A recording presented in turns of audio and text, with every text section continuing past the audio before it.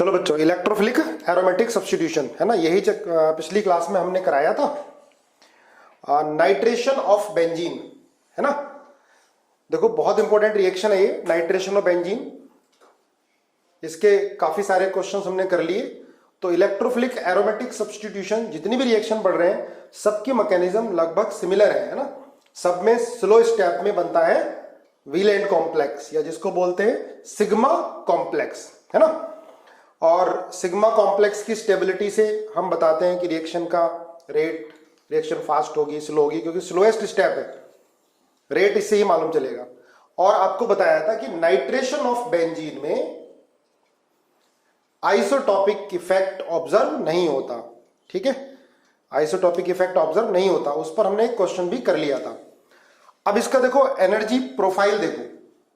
अब इसमें एक बार देखो, ये बेंजीन है, ठीक है, इसकी रिएक्शन हम किससे करा रहे हैं, NO2 plus. Electrophile attacking reagent nitration of benzene में क्या होता है, नाइट्रोनियम आयन, ठीक है। ये रिएक्टेंट्स हो गए। इसके बाद ये पहली ट्रांजिशन स्टेट बनेगी, फिर इंटरमीडिएट बनेगा। और इंटरमीडिएट क्या बनता है बेटा इसमें, व्हील एंड कॉम्प्लेक्स है ना, व्हील एंड कॉम्प्लेक्स। या इसको हम ऐसे भी दिखा सकते हैं, इसको ये यहां तक रेजोनेंस सिर्फ है ना, इसका रेजोनेंस हाइब्रिड ये होगा बेटा, और ये NO2H ये है ना इंटरमीडिएट। देखो इंटरमीडिएट बनने से जस्ट पहले ट्रांजिशन स्टेट बनेगी जब NO2 प्लस अटैक कर रहा होगा है ना। इसके बाद जब यहां से H निकलेगा और ये एरोमेटिक कैरेक्टर गेन करेगा, ठीक है, प्रोडक्ट बनने से पहले ट्रांजिशन स्टेट बनेगी। तो ये इसका रिएक्शन प्रोफाइल है। देखो नाइट्रोबेंजीन जो होगा बेंजीन से ज्यादा स्टेबल होगा, क्योंकि नाइट्रोबेंजीन की रेजोनेंस एनर्जी ज्यादा हो गई है ना। बेंजीन के ऊपर NO2 और आ गया, ठीक है, ये की एटम है, ये भी रेजोनेंस में पार्टिसिपेट करेगा। इसलिए इलेक्ट्रोफिलिक एरोमेटिक सब्स्टिट्यूशन जो होता है जनरली स्पॉन्टेनियस रिएक्शन है ना।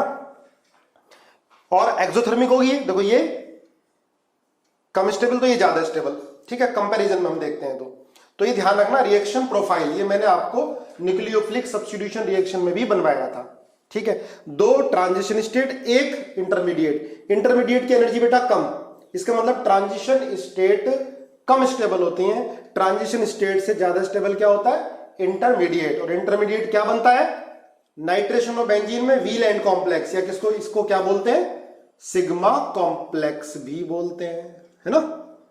सिग्मा कॉम्प्लेक्स, सिग्मा कॉम्प्लेक्स ही बोलते हैं, ठीक है। अब इसके ड्रॉबैक हैं कुछ मिक्स्ड एसिड के। देखो नाइट्रेशन में हमने क्या बताया कि बेंजीन की रिएक्शन HNO3 प्लस H2SO4 से कराते हैं और NO2 प्लस बनता है ना, पूरी मैकेनिज्म बताई थी। और उस रिएक्शन का वांटो फैक्टर कितना बताया था, 3.8 है ना, 4 बताया था, लेकिन मैंने बताया था कि जो एक्चुअल होता है वो 3.8 होगा। अगर ऑप्शन में दोनों है 4 भी और 3.8 भी है तो क्या लिखना है हमको, 3.8 लिखना है। क्लियर है। मिक्स्ड एसिड लेते थे, NO2 प्लस बनता था और NO2 प्लस नाइट्रोनियम आयन वो जाकर बेंजीन पर अटैक करता था। अब इसके कुछ ड्रॉबैक भी है मिक्स्ड एसिड के, क्योंकि ऑक्सीडाइजिंग एजेंट भी है। अगर बेंजीन पर इलेक्ट्रॉन डोनेटिंग ग्रुप लगे हुए हैं, यहां पर तो दो लगे हुए हैं, तो क्या होगा, ज्यादातर प्रोडक्ट ये बनेगी मेजर नाइट्रेशन जो होगा, नाइट्रेटेड प्रोडक्ट काफी कम बनेगी, प्लस जो नाइट्रेटेड प्रोडक्ट होगी, ध्यान से सुनना, वो काफी नाइट्रेटेड प्रोडक्ट वो कम बनेगी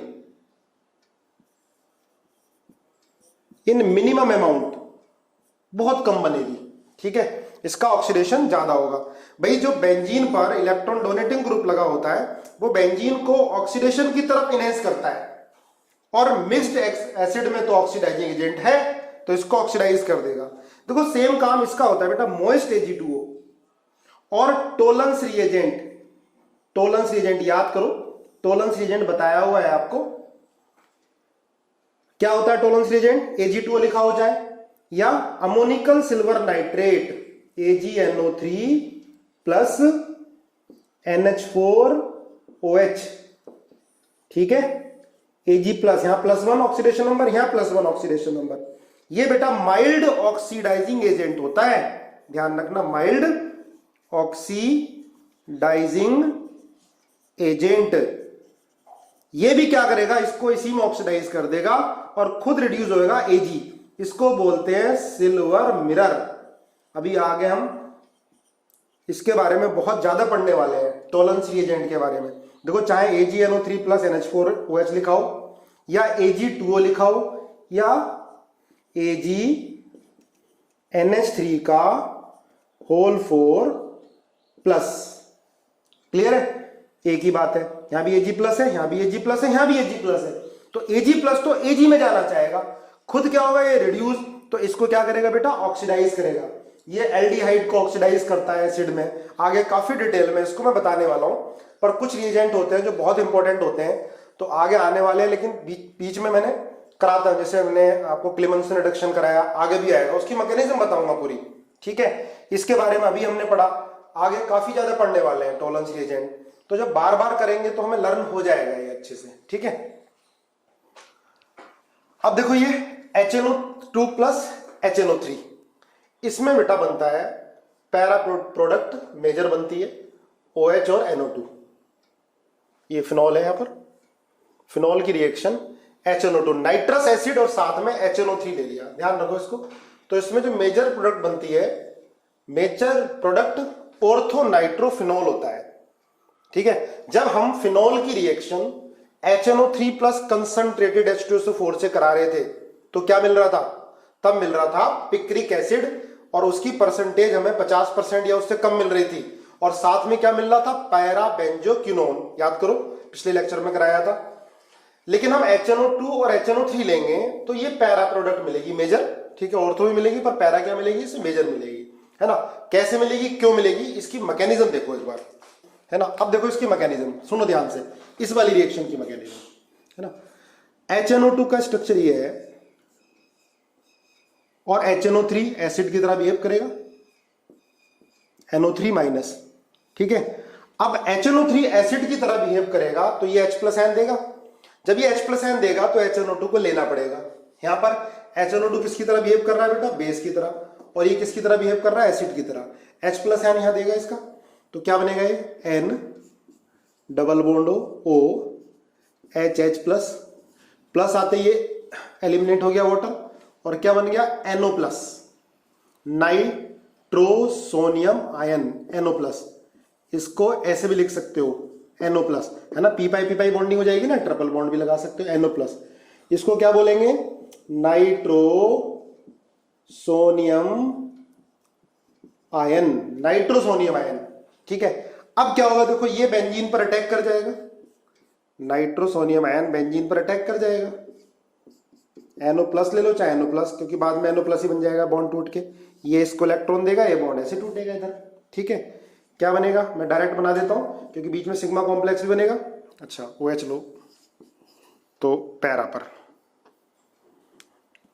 ठीक है, पैरा पर बनाओगे सिग्मा कॉम्प्लेक्स बनेगा, बना लोगे अपना NO, ठीक है। ये इसको रिपेल करेगा, वैसे भी OH का माइनस आई होता है तो पैरा पर जाएगा ये, ठीक है। NO लग गए, ध्यान रखो।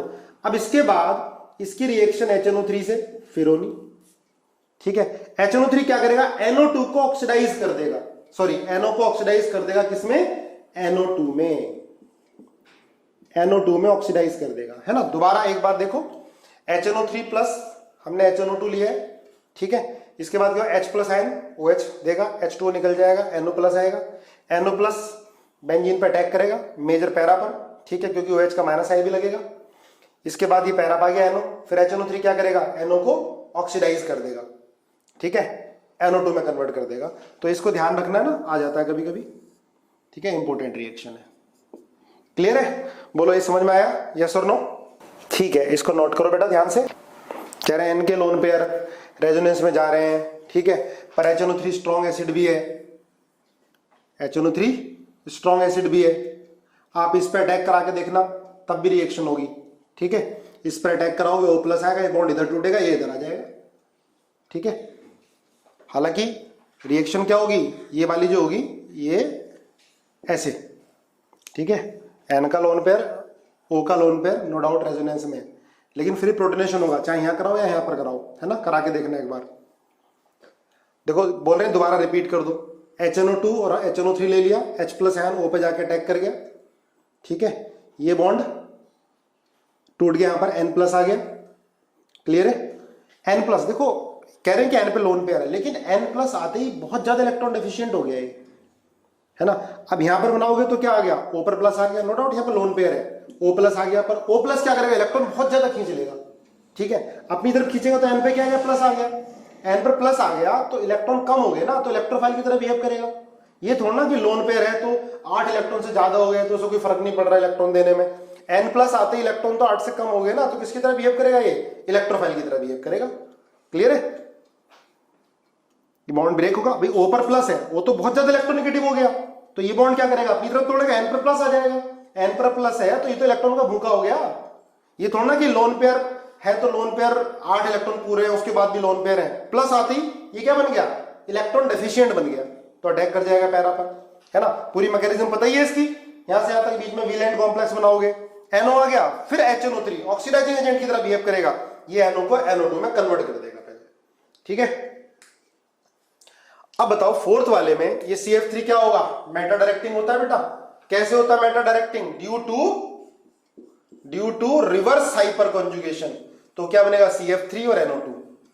ध्यान रखना मैंने आपको बताया है कि फ्रीडल क्राफ्ट रिएक्शन में अगर NO2 लगा होगा, कोई इलेक्ट्रॉन विड्रॉइंग ग्रुप लगा होगा तो फ्रीडल क्राफ्ट रिएक्शन नहीं होने की, लेकिन नाइट्रेशन होगा, हाँ रेट कम हो जाएगा पर नाइट्रेशन होगा, क्योंकि NO2 प्लस बहुत ज्यादा रिएक्टिव होता है।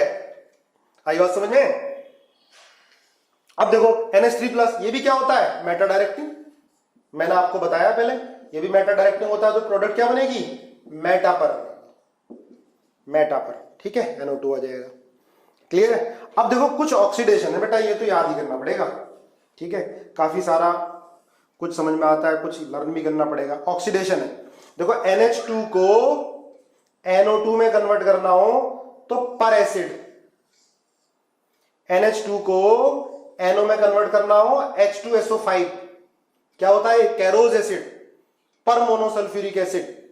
एक चीज ध्यान रखना, अगर बेंजीन के ऊपर CH3 लगा हुआ है, सुनो, अगर हम बेंजीन की रिएक्शन करा दें KMNO4 से, ठीक है, KMNO4 तो रिएक्शन नहीं होती है, मैंने आपको बताया था पहले, ठीक है।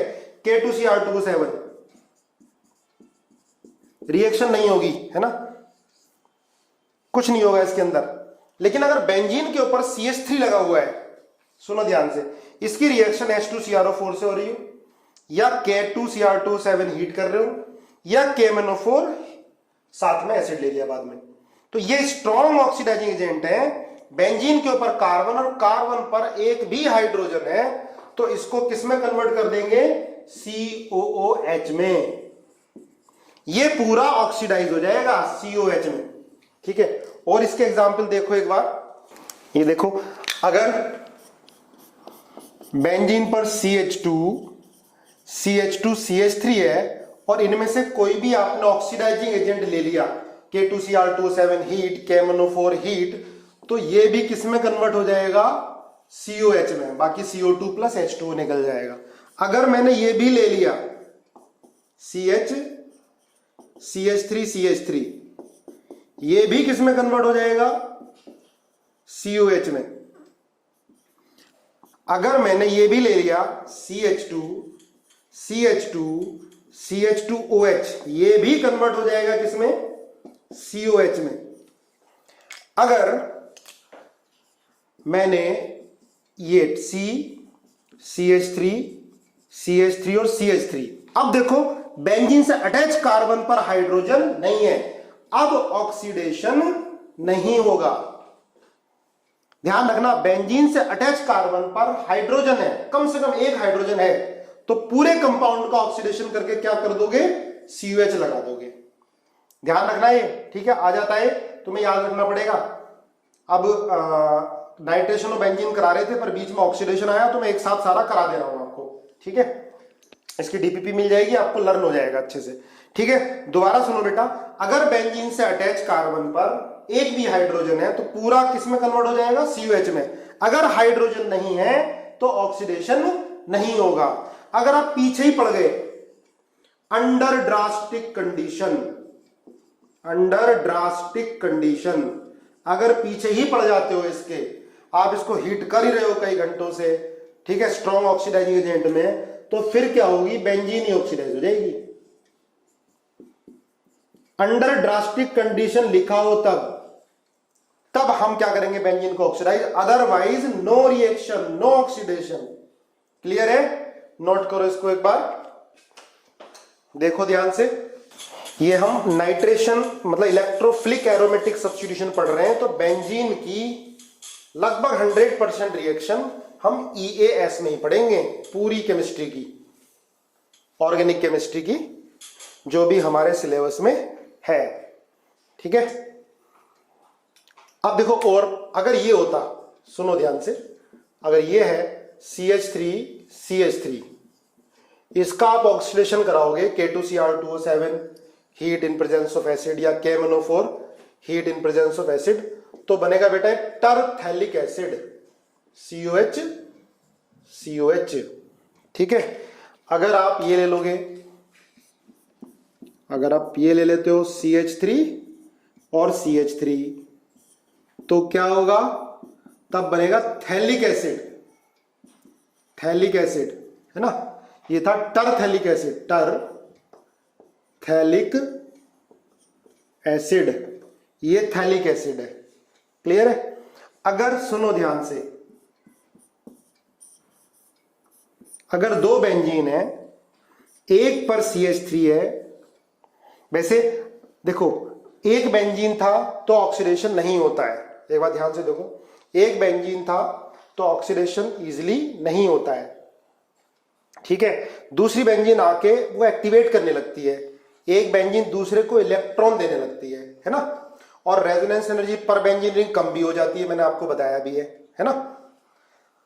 और इसमें एक ये ग्रुप लगा दिया CH3 और एक NO2 लगा दिया, देखो ध्यान से सुनना, और इसका हम ऑक्सीडेशन करा रहे हैं strong oxidising agent, KMnO4 heat, K2Cr2O7 heat, strong oxidising agent में।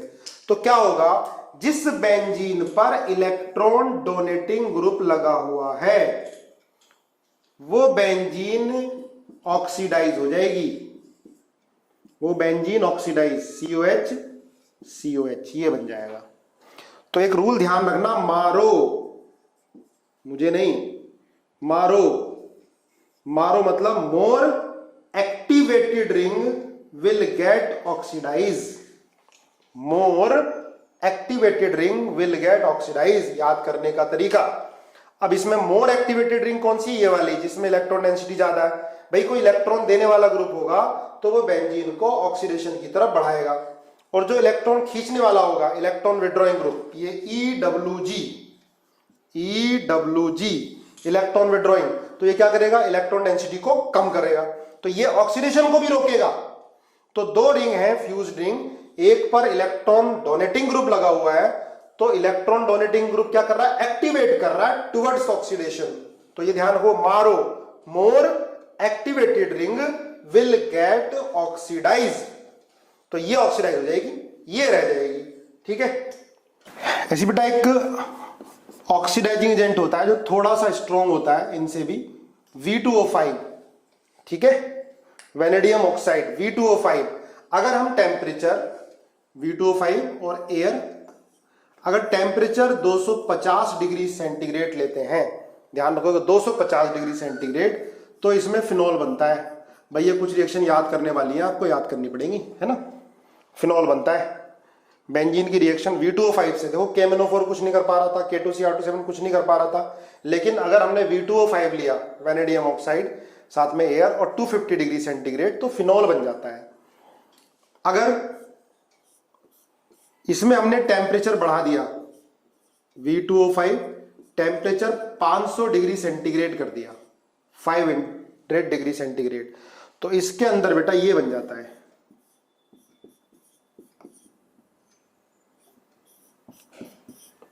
एनहाइड्राइड, मैलिक एनहाइड्राइड बन जाता है। अगर टेम्परेचर आपने ज्यादा ले लिया, 500 डिग्री सी ले लिया, तो क्या बन जाएगा, मैलिक एनहाइड्राइड, है ना। अभी लर्न करो ये सारे, ठीक है। मारो, ध्यान रखो, V2O5 250 पर ये बना, V2O5 500 डिग्री सेंटीग्रेड पर ये बना है ना, ये पूरी रिंग ऑक्सीडाइज हो गई और ये मैलिक एनहाइड्राइड बन गया। ठीक है, मैलिक एनहाइड्राइड नोट करो और ध्यान रखो इसको। ठीक है, हाँ देखो एक चीज ध्यान रखना, बेंजीन तो ऑक्सीडाइज नहीं हो रहा था, लेकिन अगर बेंजीन पर आपने OH लगा दिया और KMnO4 से रिएक्शन करा दी तो फिर क्या हो जाएगा, ऑक्सीडाइज। ये हमने पहले पीछे पढ़ा था, मिक्स्ड एसिड भी यही काम कर रहा था, है ना, ये बन जाएगा। लेकिन सिर्फ बेंजीन था तब KMnO4 इसको ऑक्सीडाइज नहीं कर पा रहा था, तब हम क्या लेना पड़ता है, V2O5। ठीक है, फिनॉल 250 डिग्री पर, 500 पर क्या बन रहा है, एनहाइड्राइड, मैलिक एनहाइड्राइड बन रहा है। क्लियर है, देखो ध्यान से आगे। जब हम ऑक्सीडेशन की बात कर रहे हैं तो एक रिएक्शन और देख लो, नहीं तो क्वेश्चन आएगा आप बार बार मेरे से पूछोगे जब DPP में डालूंगा। तो देखो, अगर ये आपने कीटोन देख लिया और ये HNO3 इसके साथ हीट कर रहे हैं तो इसका भी ऑक्सीडेशन हो जाता है। वैसे कीटोन का ऑक्सीडेशन आसानी से नहीं होता है, लेकिन इसका ऑक्सीडेशन हो जाता है और ऑक्सीडेशन होके ये बन जाता है CH2 CH2 CH2 CH2 COH, है ना, 1 2 3 4 5 6 6 कार्बन। ऐसे ध्यान रखना कैसे बनता है, पहले ये इनोल फॉर्म में कन्वर्ट कर लो इसको। ठीक है, इनोल फॉर्म में कन्वर्ट करने के बाद इसकी ऑक्सीडेटिव ओजोनोलिसिस करा दो। देखो ध्यान रखो, ऑक्सीडेटिव ओजोनोलिसिस में क्या हो रहा था, इसका भी एसिड और इसका भी एसिड, ये बन गया। तो HNO3 क्या करेगा, पहले कीटोन को किस में कन्वर्ट करेगा, इनोल फॉर्म में। इनोल फॉर्म में कन्वर्ट करने के बाद फिर क्या बना देगा, इसका ऑक्सीडेटिव ओजोनोलिसिस जो करते थे हम वैसे कर दोगे। चाहे देखो आप ये वाला लो, CH3 C डबल बॉन्ड हो, CH2 और CH3, इसको हमने HNO3 के साथ हीट कर दिया, HNO3 के साथ। तो क्या करोगे, पहले इसका इनोल बनाओ, पहले इसका इनोल बनाओ और इनोल के बाद जो ऑक्सीडेटिव ओजोनोलिसिस में करते थे, बॉन्ड तोड़कर ये भी एसिड और ये भी एसिड, तो क्या बन जाएगा, ट्वाइस CH3COOH बन जाएगा। ठीक है, अब ये कुछ ऑक्सीडाइजिंग एजेंट लिखवाए मैंने, इनको एक बार ध्यान रखना और इसको बार बार पढ़ लेना बेटा, 2-3 बार, ताकि आपको लर्न हो जाए।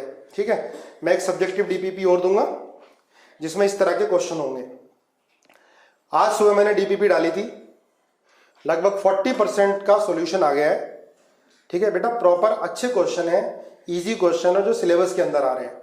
ठीक है, मैं वो क्वेश्चन दे रहा हूं जो पूछे जा चुके हैं या उस तरह के क्वेश्चन आ सकते हैं ढूंढ ढूंढ के, कोई आउट ऑफ सिलेबस नहीं, पर उसे सॉल्व करके मुझे भेजो। फिर उसके बाद मुझे लगेगा कि जिसका सारा मैक्सिमम बेटर सही किया है तो मैं शेयर करूंगा उनको सही करके। ठीक है, तो आप चेक कर सकते हो कि हमारा गलत है या सही है, नोट करो इसको।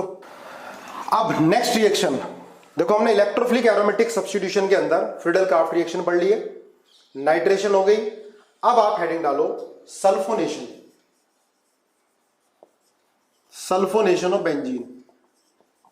ये सब मैं 11th में करा चुका हूं एक बार आपको, पर बहुत इंपॉर्टेंट रिएक्शन है ES, तो दोबारा कराना जरूरी है।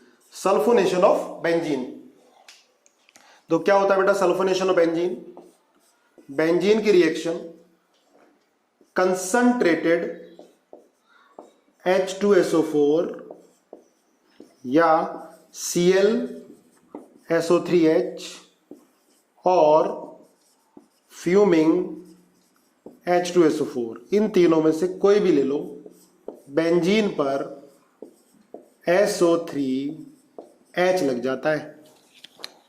बेंजीन की रिएक्शन कंसंट्रेटेड H2SO4 या ClSO3H या फ्यूमिंग H2SO4, है ना, ये ओलियम और क्या होता है H2SO4 प्लस SO3। ठीक है, एक चीज ध्यान रखना बेटा, इसमें अटैकिंग रिएजेंट जो होता है, ये गलती हो जाती है, अटैकिंग रिएजेंट इसके अंदर SO3 होता है, ना कि SO3H। कंसंट्रेटेड H2SO4 लेते हैं हम, तो अटैकिंग रिएजेंट इलेक्ट्रोफाइल SO3 होता है, SO3H नहीं। क्लियर है, ये ध्यान रखना, SO3।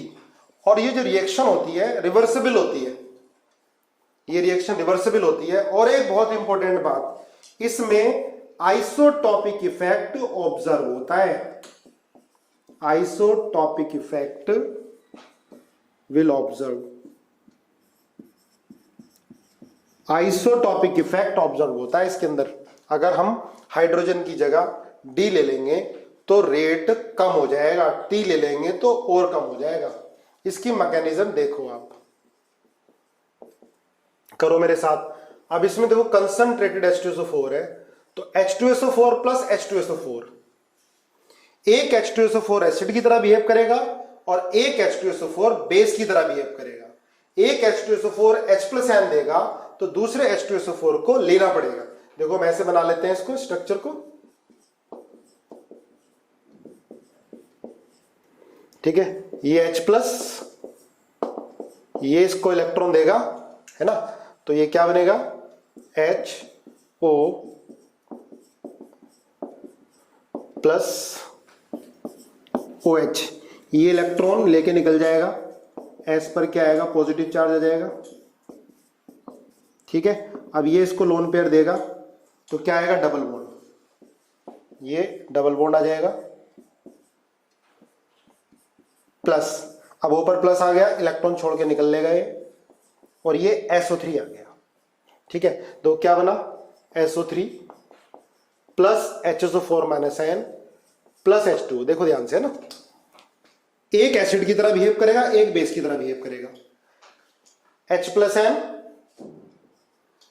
ये देगा, इसको लेना पड़ेगा, प्रोटोनेशन करा दिया। अब देखो ऊपर पॉजिटिव चार्ज आ गया, ये इलेक्ट्रॉन को अपनी तरफ ले लेगा, प्लस चार्ज आ गया। अब देखो ये प्लस है, खाली है इसका p ऑर्बिटल, ये अपने इसको लोन पेयर देगा, ऊपर पॉजिटिव आ गया, ये इलेक्ट्रॉन को छोड़कर निकल लेगा, क्या बन गया, SO3। इलेक्ट्रोफाइल क्या बन गया, SO3। देखो ध्यान से, इसके बाद क्या करेगा बेटा, SO3 इलेक्ट्रोफाइल की तरह बिहेव करेगा, न्यूट्रल इलेक्ट्रोफाइल। इस रिएक्शन में SO3 इलेक्ट्रोफाइल की तरह बिहेव करता है। SO3 इलेक्ट्रोफाइल की तरह बिहेव करता है, ऐसे बना सकते हैं इसको। देखो ये इलेक्ट्रॉन लेगा, ये बॉन्ड ऊपर टूटेगा, तो ये आ जाएगा SO minus, double bond O plus, वही आ गया सेम, वीलेंट कॉम्प्लेक्स, सिग्मा कॉम्प्लेक्स बन गया, ठीक है। इसके बाद क्या होगा, H प्लस यहां से निकलेगा, H प्लस निकलेगा और क्या आ जाएगा, डबल बॉन्ड। यहां से H प्लस निकलेगा और क्या आ जाएगा, डबल बॉन्ड आ जाएगा, और H प्लस उधर लग जाएगा, ठीक है। ये क्या आ जाएगा, SO3H, ठीक है। फर्स्ट स्टेप, सेकंड स्टेप हो गया। SO3 देखो ये न्यूट्रल न्यूक्लियोफाइल की तरह बिहेव कर रहा, इसने इसको इलेक्ट्रॉन दिया, बॉन्ड ऊपर टूटा, ठीक है, ये आ गया, ये वीलेंट कॉम्प्लेक्स बन गया, सिग्मा कॉम्प्लेक्स बन गया, है ना। सेम मैकेनिज्म है सारी रिएक्शन की। इसके बाद यहां पर H निकलेगा, H निकलने के बाद एरोमेटिक करेक्टर आया, और उसके बाद H कहां चला गया, SO3 माइनस पे चला गया, ठीक है। इसमें आइसोटॉपिक इफेक्ट ऑब्जर्व होता है, ध्यान रखना। जैसे हमने बाकी और रिएक्शन में पढ़ा, इलेक्ट्रोफिलिक एरोमेटिक सब्स्टिट्यूशन में आइसोटॉपिक इफेक्ट ऑब्जर्व नहीं होता था, पर इसमें आइसोटॉपिक इफेक्ट ऑब्जर्व होता है। नोट करो, एक बार खुद भी देखो ध्यान से, रिपीट कर देता हूं। देखो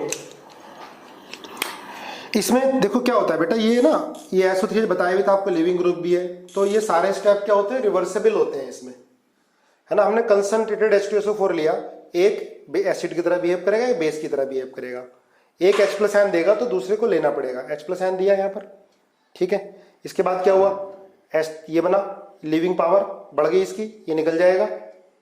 ये सारे मैं रिवर्सिबल ही लगा रहा हूं, देखो इसको ना, सारे स्टेप रिवर्सिबल होते हैं इसके, ठीक है। ये निकल जाएगा, यहाँ प्लस आ गया, ये लोन पेयर इसको देगा, डबल बॉन्ड आ जाएगा, यहां से H प्लस आयन निकल गया, SO3 बन गया इलेक्ट्रोफाइल। इसके बाद SO3 देखो ये इलेक्ट्रॉन लेगा, ये आ गया, ये हट भी सकता है, वापस भी चली जा सकती है रिएक्शन, क्योंकि SO3 क्या है, लिविंग ग्रुप है, वो लिविंग पावर है अच्छी इसकी, है ना। वापस ये SO3 बन सकता है, ये बन सकता है वापस, इसलिए सारे स्टेप क्या है इसके, रिवर्सिबल है। इसका रिएक्शन प्रोफाइल एक बार देखो ध्यान से, है ना, इसका रिएक्शन प्रोफाइल देखो एक बार, तो थोड़ा समझ में आ जाएगा। इसको देखो, अगर यहां पर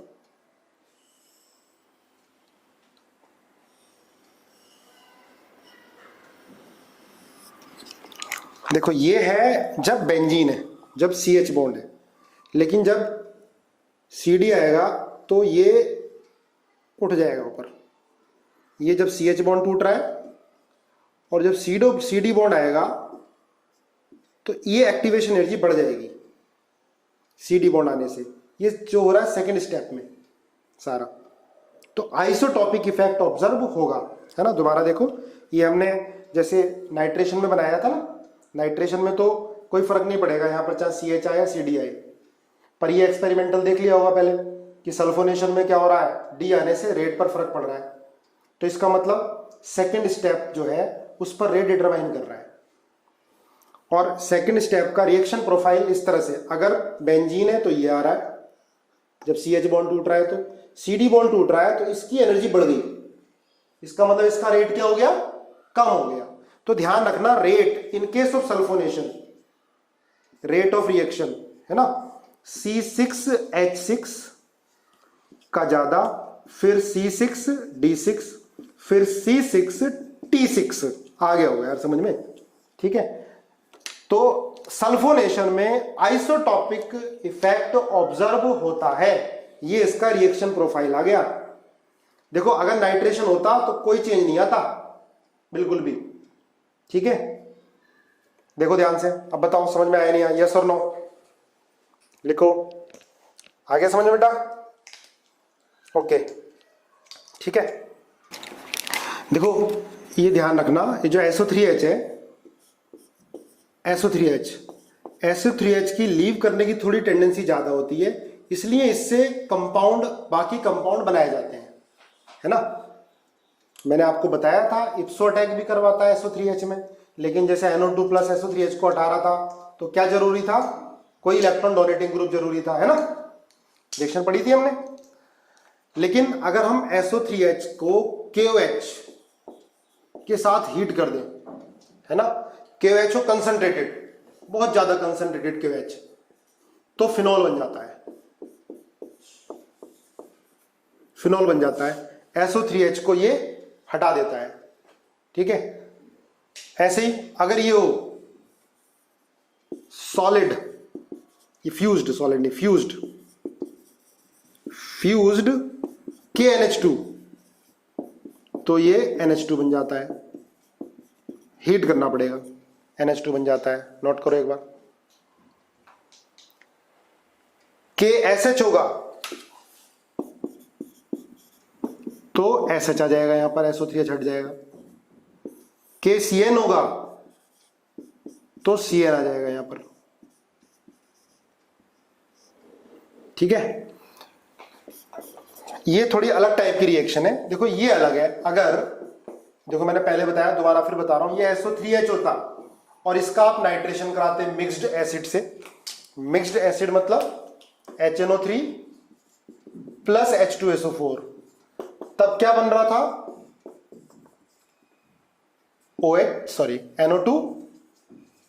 NO2 और NO2। देखो इलेक्ट्रोफाइल तो तभी हटा पाएगा SO3H को जब कोई इलेक्ट्रॉन डोनेटिंग ग्रुप लगा होगा, तब NO2 प्लस इसको हटा देगा, ये OH इसको इलेक्ट्रॉन देगा और NO2 प्लस इसको हटा देगा। क्लियर बात है, ध्यान रखना, इलेक्ट्रोफाइल कब हटाएगा SO3H को, जब कोई इलेक्ट्रॉन डोनेटिंग ग्रुप लगा हो। ये हमने करा था ना पहले कि अगर हमें पिक्रिक एसिड की परसेंटेज थोड़ी ज्यादा चाहिए होती है तो हम क्या करते हैं, पहले SO3H लगा लेते हैं, ठीक है। और SO3H हट भी जाता है आसानी से क्योंकि इसकी लीविंग पावर ज्यादा है। SO3H की जगह हमने COH भी लगाया था, ध्यान रखो, ठीक है। तो इसमें पिक्रिक एसिड की परसेंटेज 90% से थोड़ी ज्यादा मिल जाती है, ठीक है। अब ध्यान रखो ये रिएक्शन, देखो ये अलग है वो अलग है, उधर न्यूक्लियोफाइल हटा रहा है SO3H को, लेकिन हीट करना पड़ रहा है, यानी कि आसानी से हटाएगा, हीट करना पड़ रहा है, पर SO3H हट सकता है। हमें स्ट्रॉन्ग न्यूक्लियोफाइल ले रहे हैं, देखो सब में स्ट्रॉन्ग न्यूक्लियोफाइल है, कंसंट्रेटेड KOH, फ्यूज्ड KOH लिखा होगा, फ्यूज्ड KNH2, KSH, KCN, ये स्ट्रॉन्ग न्यूक्लियोफाइल है, SO3H को हटाते हैं हीट करने पर, है ना, बार बार बोल रहा हूं मैं, ध्यान रखना, ठीक है। अगर हमें SO3H से डायरेक्ट फिनोल बनाना हो तो ये होगा, ठीक है। चलो नेक्स्ट बहुत important topic, halogenation of benzene. Halogenation of benzene, of benzene, halogenation of benzene. Halogenation of benzene मतलब बेंजीन पर देखो हेलोजिनेशन ये भी होता है बेटा, ये ध्यान रखना।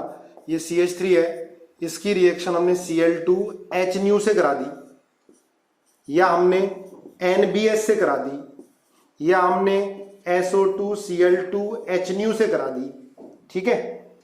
NCS ले लो, नाइट्रोजन क्लोरोसक्सिनामाइड, तो क्या बन जाता है CH2Cl। अगर एक्सेस अमाउंट में होगा तो क्या बनेगा CCl3 बनेगा, है ना। ये हेलोजिनेशन है। क्या ये रिएक्शन इलेक्ट्रोफिलिक एरोमेटिक सब्स्टिट्यूशन है? यस और नो बताओ। दिस रिएक्शन इज EAS और अदर। देखो हम कौन सी रिएक्शन पढ़ रहे हैं? इलेक्ट्रोफिलिक एरोमेटिक सब्स्टिट्यूशन, जिसके अंदर इलेक्ट्रोफाइल बनेगा। तो ये कौन सी है बताओ? जब इलेक्ट्रोफिलिक एरोमेटिक सब्स्टिट्यूशन नहीं तो क्या है? दिस इज न्यूक्लियोफिलिक सब्स्टिट्यूशन नहीं, बिल्कुल सही है, फ्री रेडिकल। टिशा का सही है, फ्री रेडिकल। तो ये बेटा फ्री रेडिकल सब्स्टिट्यूशन रिएक्शन है। तो हमें पहचानना आना चाहिए, इसलिए मैं मैकेनिज्म वाइज करा रहा हूं। अगर चैप्टर वाइज करा रहा होता ना, सारी मिक्स हो जाती है, खिचड़ी मच जाती है। लेकिन ये आप बार बार पढ़ोगे ना मैकेनिज्म वाइज, फिर हम चैप्टर वाइज एनसीईआरटी करेंगे तो तुम्हें सारा याद है, हर रिएक्शन का टाइप पहचानना सीख जाओगे, ठीक है। अब देखो इलेक्ट्रोफिलिक एरोमेटिक सब्स्टिट्यूशन में इलेक्ट्रोफाइल होता है अटैकिंग रिएजेंट, पर इसमें इलेक्ट्रोफाइल नहीं है अटैकिंग रिएजेंट, इसमें क्या है? फ्री रेडिकल है। तो फ्री रेडिकल सब्स्टिट्यूशन रिएक्शन होती है। पर हम क्या पढ़ रहे हैं? हेलोजिनेशन ऑफ बेंजीन, किसके अंदर? Electrophilic aromatic substitution. तो इलेक्ट्रोफिलिक एरोमेटिक सब्स्टिट्यूशन Cl2 के साथ Fe या FeCl3। देखो Cl2 के साथ Fe होगा तो पहले FeCl3 बनेगा, फिर FeCl3 Cl2 को तोड़ेगा Cl प्लस में, तो यहां Cl आ गया। ये EAS है, इलेक्ट्रोफिलिक एरोमेटिक सब्स्टिट्यूशन, ठीक है। या आप चलो Br2 ले लो, वो एक ही बात है। Br2 in presence of Fe लिखाओ या FeBr3, एक ही बात है, सेम ही, क्योंकि इससे भी पहले FeBr3 बनेगा, फिर FeBr3 क्या? लुईस एसिड, वो Br प्लस को Br माइनस को अलग अलग करेगा, तो ये Br आ गया, ठीक है। ऐसे ही अगर हम I2 से रिएक्शन करा दें तो HNO3 हमें लेना पड़ेगा, क्या बन जाएगा? I बन जाएगा, ठीक है, प्लस HI। ये आयोडोनेशन हो गया। ये सारी EAS हैं, electrophilic aromatic substitution. Electrophilic aromatic substitution EAS है। अब इसकी मैकेनिज्म देखते हैं हम लोग, ठीक है। देखो पहली रिएक्शन की मैकेनिज्म देखो। देखो पहले क्या होगा बेटा, हम EAS पढ़ रहे हैं, तो इलेक्ट्रोफिलिक एरोमेटिक सब्स्टिट्यूशन में इलेक्ट्रोफाइल बनेगा पहले। अटैकिंग रिएजेंट EAS में क्या होता है? इलेक्ट्रोफाइल होता है ना। तो देखो ये Cl सुनो ध्यान से, Cl2Fe की रिएक्शन से पहले FeCl3 बनेगा, और FeCl3 क्या होता है बेटा? लुईस एसिड, है ना, पढ़ते आ रहे हैं। अब लुईस एसिड क्या करेगा? इसके Cl के इलेक्ट्रॉन को अपनी तरफ लेगा। जब Cl के इलेक्ट्रॉन को अपनी तरफ लेगा तो क्या आएगा? इस पर पॉजिटिव चार्ज आएगा। जब Cl के इलेक्ट्रॉन को अपनी तरफ लेगा तो क्या आएगा? Positive charge. जब Cl पर पॉजिटिव चार्ज आएगा तो ये Cl इस Cl से इलेक्ट्रॉन लेगा। आ रही बात समझ में? FeCl3 लुईस एसिड है, ये क्या करेगा? Cl के लोन पेयर अपनी तरफ खींचेगा। Cl की इलेक्ट्रॉन डेफिशिएंसी होगी, Cl इलेक्ट्रॉन डेफिशिएंट होगा, अपनी पूर्ति के लिए इलेक्ट्रॉन इससे खींचेगा, तो ये Cl प्लस बन जाएगा, क्लोरोनियम आयन, ठीक है, क्लोरोनियम आयन। इसको मैं ऐसे बना दूं, Cl पार्शियल पॉजिटिव और FeCl4 माइनस, या ये Cl FeCl3 ये माइनस कर लो, ठीक है। Cl पॉजिटिव, देखो जब ये हटेगा तो Cl पॉजिटिव, आइसोलेट नहीं होता। एक बात ध्यान रखना, Cl प्लस या Br प्लस आइसोलेट नहीं होता, जैसे एल्काइल कार्बोकेटायन आइसोलेट हो रहे थे, क्योंकि एल्काइल कार्बोकेटायन स्टेबल थे, और आइसोलेट भी कौन से हो रहे थे? जो ज्यादा स्टेबल थे, सेकेंडरी, टर्शरी, या जो प्राइमरी से सेकेंडरी बन जा रहा था या टर्शरी बन जा रहा था। लेकिन ये आयन पेयर की फॉर्म में ही रहेगा। ठीक है, देखो क्वेश्चन मिल जाता है, मैकेनिज्म लिखने के लिए नहीं आएगी तुम्हें। ठीक है, मैकेनिज्म लिखने के लिए बोर्ड में आ सकती है, क्योंकि जो सिलेबस में रिएक्शन दे रखे हैं वही मैं करा रहा हूं, लेकिन उसके भी चांसेस कम होते हैं। और ऑब्जेक्टिव में मैकेनिज्म नहीं आती, पर मैकेनिज्म के बीच में से क्वेश्चन आ जाता है, फ्रेम हो जाता है। इसमें फ्रेम हो सकता है कि बताओ भाई, हेलोजिनेशन ऑफ बेंजीन में Cl2 in presence of Fe में अटैकिंग रिएजेंट क्या बनेगा? तो क्या आंसर होगा? Halonium ion, chloronium ion, bromonium ion, iodonium ion. ठीक है, रिएक्शन का टाइप क्या होगा? EAS। ऐसे क्वेश्चन फ्रेम होते हैं। ठीक है, अब देखो ये आयन पेयर की फॉर्म में रहेगा, आयन पेयर की फॉर्म में रहेगा, आइसोलेट नहीं होगा, है ना, आयन बन गए। ठीक है, समझना। देखो इसको देखो ध्यान से, ये इससे इलेक्ट्रॉन लेगा, ये बॉन्ड इधर टूटेगा, यहां प्लस आ जाएगा। अब जब ये बेंजीन के साथ होगा तब अलग होगा, जब रिएक्ट कराओगे ना इसकी। मैं इसी को लिख देता हूं, देखो एज इट इज, Cl यहां प्लस, ये समझाने के लिए लिख रहा हूं मैं ना, FeCl3 माइनस, ये इसकी तरफ इलेक्ट्रॉन ले रहा है, ये ज्यादा इलेक्ट्रॉन नेगेटिव हो गया तो ये इससे इलेक्ट्रॉन लेगा, जब ये इलेक्ट्रॉन लेगा तो यहां पॉजिटिव आएगा, यहां पॉजिटिव आएगा तो बेंजीन इसको इलेक्ट्रॉन दे देगा।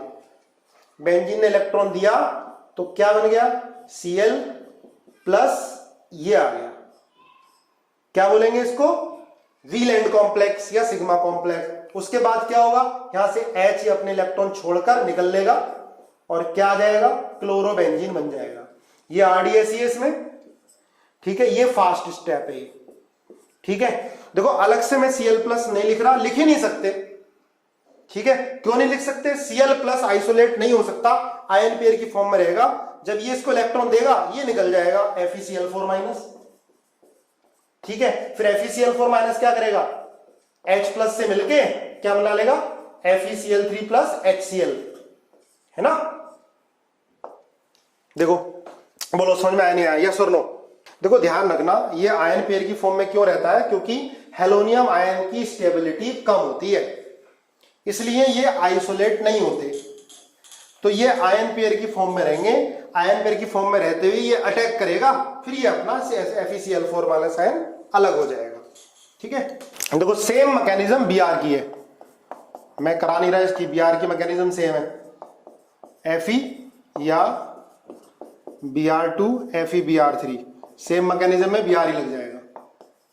ठीक है, लेकिन I में ध्यान रखना, आयोडोनेशन, सुनो ध्यान से, आयोडोनेशन में HNO3 का क्या काम है? Plus HI। HNO3 का काम क्या है? HNO3 की वजह से जो I2 है ये I प्लस में कन्वर्ट होगा, HNO3 I2 को ऑक्सीडाइज करेगा I प्लस। एक काम तो ये क्या बनाएगा? अटैकिंग रिएजेंट बनाएगा। पहली बात तो ये इलेक्ट्रोफाइल बनाएगा। HNO3 I2 को ऑक्सीडाइज, भाई 0 से +1, एक काम तो ये कर दिया इसने। ठीक है, दूसरा काम क्या करेगा? HNO3 HI को डिकम्पोज करेगा। पहला काम हो गया, I2 को ऑक्सीडाइज करके I प्लस में कन्वर्ट कर दिया। दूसरा काम क्या होगा? इट विल डिकम्पोज HI, क्योंकि HI रहेगा, रिड्यूसिंग एजेंट है, रिएक्शन को पीछे ले जाएगा, रिएक्शन को पीछे ले जाएगा। क्लियर है? ध्यान रखो, HI को डिकम्पोज करेगा, it decompose HI, oxidising agent है। तो दो काम हो गए इस रिएक्शन में, I2 को I प्लस में कन्वर्ट करना, दूसरा काम HI को डिकम्पोज करना। HI रिड्यूसिंग एजेंट है, रिएक्शन को पीछे ले जाएगा, तो HI को डिकम्पोज करेगा। दो काम है ना। हमने पहले एक काम पढ़ा था जब हम आयोडोनेशन ऑफ एल्केन करा रहे थे, याद करो। ठीक है, रिवर्सिबल थी रिएक्शन, तो HNO3 रख रहे थे, तो HNO3 क्या कर रहा था? HI को डिकम्पोज कर रहा था। अब इसमें आयोडोनेशन ऑफ बेंजीन में I प्लस भी बना रहा है, ठीक है, दूसरा I प्लस बना रहा है, ऑक्सीडाइज कर दे रहा है इसको, ठीक है, और दूसरा HI को डिकम्पोज भी कर दे रहा है। फिर I प्लस जाके बेंजीन पर अटैक कर जाएगा। देखो Cl प्लस, Br प्लस और I प्लस में I प्लस ज्यादा स्टेबल है, क्योंकि I प्लस का साइज क्या हो गया? बड़ा हो गया। ठीक है, और I प्लस बेंजीन पर अटैक करेगा। बाकी मैकेनिज्म बिल्कुल सेम है। अब एक चीज और ध्यान रखो, अगर HNO3 नहीं भी होता तो रिएक्शन तो तब भी होती, क्योंकि I के बॉन्ड को बेंजीन ही तोड़ देता, पर रिएक्शन क्या होती बेटा इसमें, रिवर्सिबल होती। ठीक है, आई का देखो ये बॉन्ड लेंथ ज्यादा है तो यही तोड़ देता है इसको, I प्लस जाके अटैक कर जाता और HI बन जाता है ना। पर रिएक्शन क्या होती, रिवर्सिबल होती, रिवर्सिबल रिएक्शन होती। तो ध्यान रखना आयोडोनेशन, अब हमारे अभी तक दो रिएक्शन ऐसी हो गई, आयोडोनेशन और सल्फोनेशन, जिसमें आइसोटॉपिक इफेक्ट ऑब्जर्व हो जाता है। आइसोटॉपिक इफेक्ट ऑब्जर्व होगा तो लिख लो आयोडोनेशन और सल्फोनेशन, नोट डाल के लिखो आयोडोनेशन और सल्फोनेशन, ये दो इलेक्ट्रोफिलिक एरोमेटिक सब्स्टिट्यूशन ऐसी हैं जिसमें आइसोटॉपिक इफेक्ट ऑब्जर्व होता है। कौन कौन सी, आयोडोनेशन और कौन सी, सल्फोनेशन। दोनों क्या होती हैं, रिवर्सिबल होती हैं। ठीक है, दोनों क्या होती हैं, रिवर्सिबल होती हैं, और दोनों में आइसोटॉपिक इफेक्ट ऑब्जर्व होता है। ये ध्यान रखोगे, आयोडोनेशन में भी और सल्फोनेशन में भी।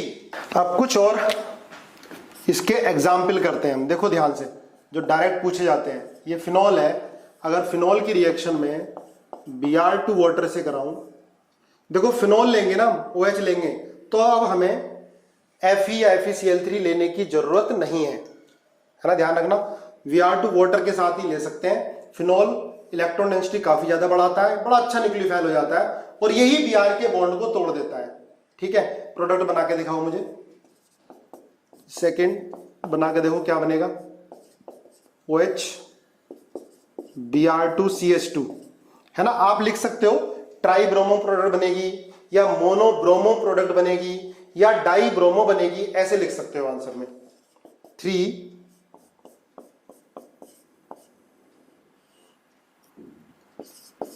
OCH3 Br2 वाटर 4, ये सारी बहुत इंपॉर्टेंट रिएक्शन है जो पूछी जा सकती हैं या पूछी जा चुकी हैं। OCH3, ये हमने ले लिया Br2 और Fe, सारी इंपॉर्टेंट रिएक्शन लिखा रहा हूं, ध्यान रखना है। इनकी प्रोडक्ट बनाओ आप जरा। 5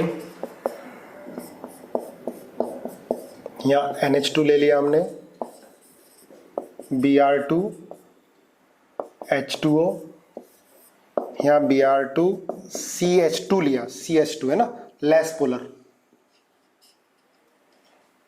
6 OCO Br2 Fe, 7 CH3 Br2 Fe, 8 CH3 NHCO CH3 Br2 Fe। आप फर्स्ट और सेकंड में बताओ किसमें मोनोब्रोमो किसमें डाइब्रोमो बनेगी।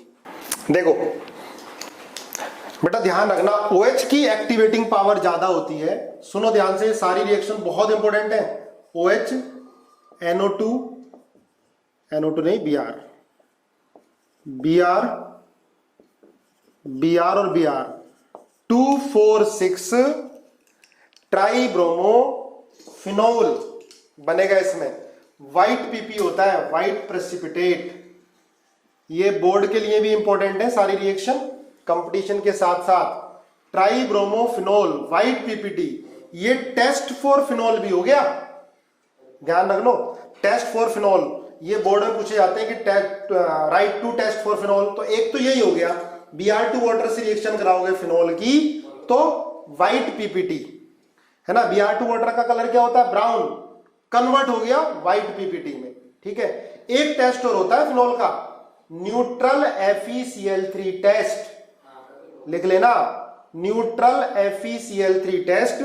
फिनोल की रिएक्शन या फिनोल के डेरिवेटिव जिसमें OH है, डबल बॉन्ड कार्बन से OH, बेंजीन से अटैच OH है, उसकी रिएक्शन न्यूट्रल FeCl3 से कराते हो तो वॉयलेट कलर टाइप मिल जाता है।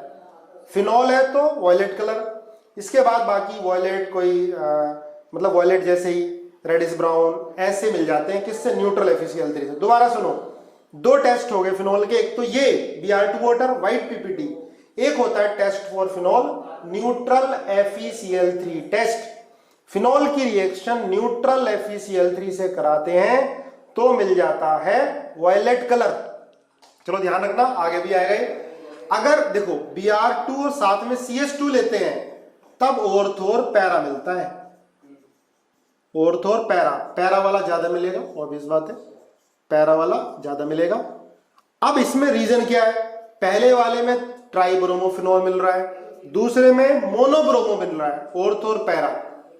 तो ध्यान रखो, है ना, पता होगा वैसे काफी लोगों को, पिछले साल कराया हुआ था, नहीं कराया हो तो सुनो जिसने नहीं कराया। फिनॉल अगर वाटर होगा तो वाटर में फिनॉल फिनॉक्साइड आयन में कन्वर्ट हो जाता है, वाटर में फिनॉल फिनॉक्साइड आयन में कन्वर्ट हो जाता है, ठीक है, वाटर में फिनॉल फिनॉक्साइड आयन में कन्वर्ट हो जाता है। एक टेस्ट में भी था कि कौन सी रिएक्शन फिजिबल होगी, तो उसे सही कर लेना, शायद मुझसे पूछा था किसी ने।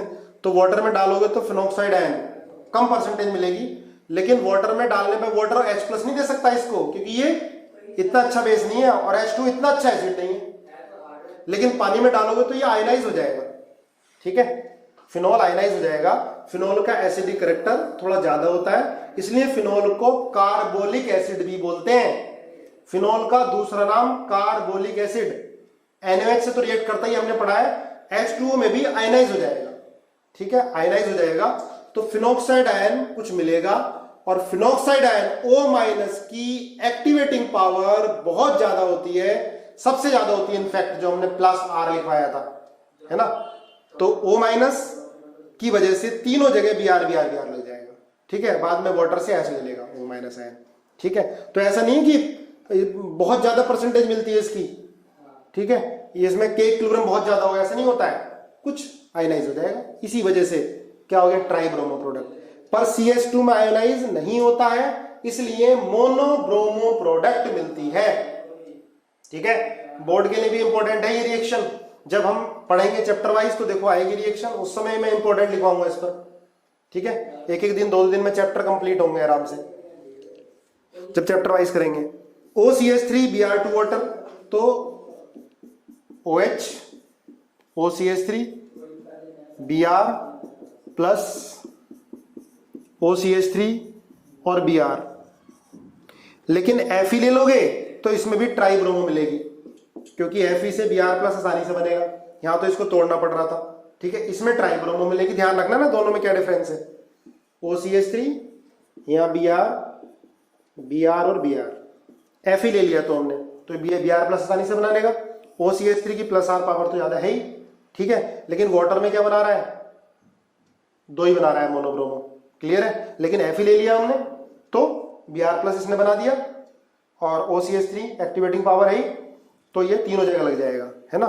यहां पर बेंजीन को ही Br को तोड़ना पड़ रहा है, क्लियर है। इधर आ जाओ, देखो NH2 होगा तो सुनो ध्यान से इसको, है ना, गलती नहीं हो। अगर NH2 होगा तो चाहे Br2 वाटर हो चाहे Br2 CH2 हो, प्रोडक्ट ट्राइब्रोमो ही मिलेगी। क्यों मिलेगी, कि ये तो पहले से ऑलरेडी एक्टिवेटिंग है ना, OH से तो ज्यादा ही है। तो NH2 में चाहे Br2 वाटर हो चाहे Br2 CH2 हो, तो ट्राइब्रोमो ही प्रोडक्ट मिलेगी, क्लियर है। ध्यान रखो, लिख लेना, क्योंकि इसकी एक्टिवेटिंग पावर ऑलरेडी ज्यादा है, ठीक है। फिनॉल की इससे कम है, वाटर में लेने पर फिनॉक्साइड बन जा रहा है, पर इसमें चाहे दोनों लो, दोनों में चाहे CH2 हो चाहे वाटर हो, तो ट्राइब्रोमो मिलती है, ध्यान रखना ना।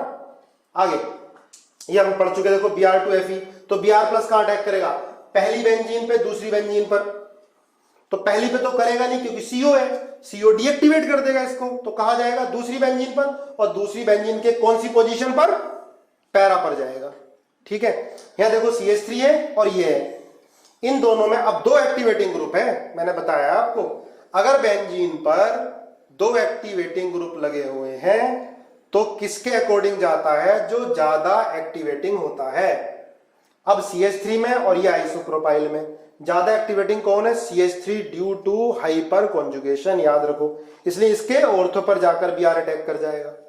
अब CH3 और NHCO CH3 में +R पावर ज्यादा किसकी होती है, NHCOCH3 की, तो इसके ऑर्थो पर जाएगा। अब ये मत सोचना कि ये बहुत ज्यादा बड़ा ग्रुप है तो इसके ऑर्थो पे जाएगा, इसी के ऑर्थो पे जाता है, प्लस आर पावर ज्यादा है, इतना बड़ा नहीं है, उसको ओवरकम कर रहा है इसकी प्लस आर पावर, ठीक है, तो इसके ऑर्थो पे जाता है, गलती मत करना, ठीक है, अपना दिमाग ज्यादा लगा देते हो आप लोग। तो NHCOCH3 ज्यादा एक्टिवेटिंग है, इसलिए इसके ऑर्थो पर भी आर जाकर लगेगा। क्लियर है? तो ये है बेटा हेलोजिनेशन ऑफ बेंजीन। इसके मैक्सिमम एग्जाम्पल मैंने आपको करा दिए हैं, ठीक है, मैकेनिज्म आपको ध्यान रखनी है। जो भी एक्सेप्शन पूछे जा सकते हैं बोर्ड में भी या जेई मेंस जेई एडवांस किसी में भी, तो ये सारे एग्जाम्पल लगभग हो चुके हैं। फिर भी जेई एडवांस कुछ नए क्वेश्चन फ्रेम कर देते हैं, तो हम सब्जेक्टिव क्वेश्चन साथ साथ कर रहे हैं। बेटा सीरियसली लेना सब्जेक्टिव क्वेश्चन को, उसके अंदर बोर्ड भी कवर हो रहा है, एडवांस भी कवर हो रहा है और नीट और ये, ठीक है।